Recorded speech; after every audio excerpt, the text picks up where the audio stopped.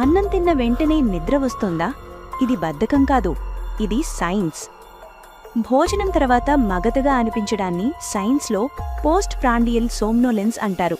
సింపుల్గా చెప్పాలంటే food coma. మనం పిండి పదార్థాలు ఎక్కువగా, ప్రోటీన్ తక్కువగా తింటే ఈ సమస్య మొదలవుతుంది. ఇలా తిన్నప్పుడు ట్రిప్టోఫాన్ అనే పదార్థం మెదడులోకి వెళుతుంది.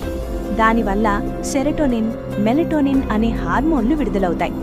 ఈ హార్మోన్లు మన శరీరాన్ని రిలాక్స్ చేసి నిద్ర వచ్చేలా చేస్తాయి.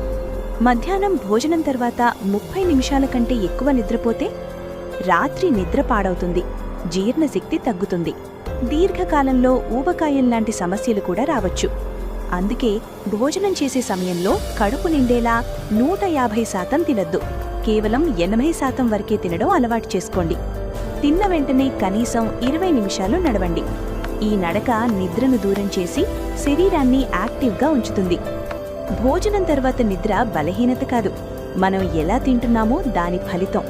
ఈ సమాచారం మీ ఆఫీస్ ఫ్రెండ్స్ లేదా ఫ్యామిలీకి ఉపయోగపడితే ఈ రీల్ని తప్పకుండా షేర్ చేయండి.